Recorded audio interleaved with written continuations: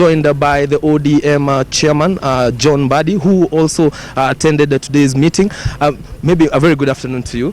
Maybe today you had a meeting, a parliamentary group meeting before in the afternoon, before the president comes to address the nation. Maybe what are some of the issues that you raised, noting that since yesterday you've been planning to boycott today's function? Really, I don't think there is anywhere where we've indicated that we'll boycott today's function. I don't think we planned for that. Today's meeting was basically to take our members through what to expect. Remember, this is a constitutionally provided event. There are specifics on what to expect the president to talk about. So we were taking our members through what to expect. We expect the president to address squarely the provisions of Article 10, how that is the values and principles of governance, how the state has attempted to realize them, and the progress achieved so far. So that was the substance of the discussion. We know that the coalition has been bitter in terms of, remember last time you gave the president a standing ovation. This time round, which are some of the issues that you expect him to address? First of all, last year I think the standing ovation was informed by what was perceived then as a commitment to fight corruption. However, looking at what the president said last year and following through, whether they were realized or not, you notice that nothing really has happened. And so we don't want the president to take us for a ride again. We don't want a PR exercise.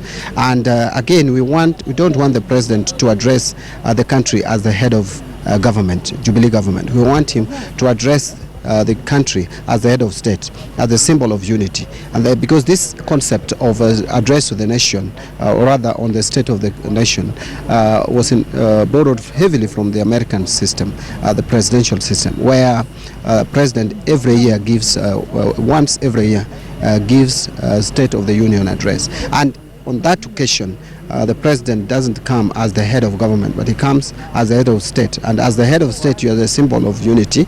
You address issues that are of concern to the nation, and you explain to the country. And by the way, the Constitution is very explicit on what to expect on a day like today.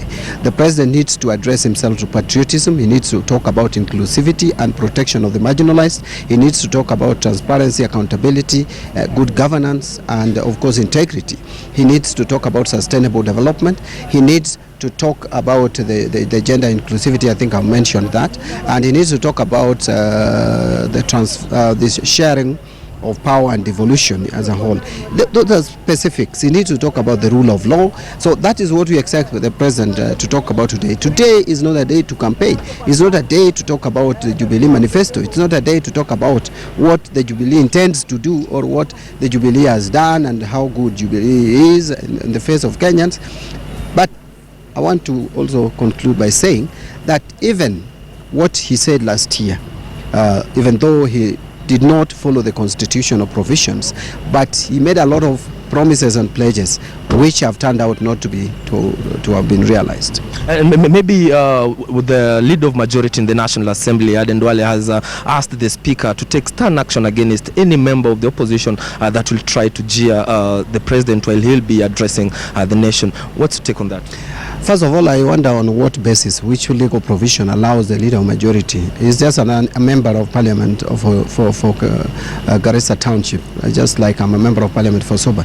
You know, sometimes Duale fails to understand his boundaries. Is unfortunately given a responsibility that I think is too big for him, because you can't instruct the speaker. And again, when you ask the speaker to do something, what are the legal provisions that you have considered? There is no legal action, there is no stern action that the speaker can take on the basis of what he's saying. Because Kenyans have moved. We are democratic. It's a democratic society. You know, some of these guys still think in the old KANU era.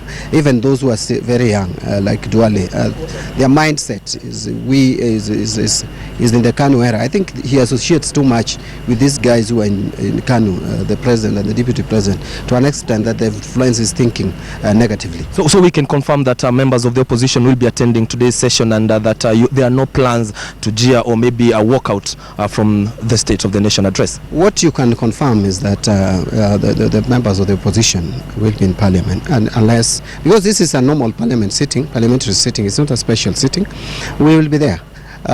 Those who will not be there will have other reasons, good reasons or otherwise, for not attending. As to how members will behave, that one I have no control over. It depends on how the speech is made. If some members feel that the speech is not to the best of their expectations, they can behave any way, whichever way they like.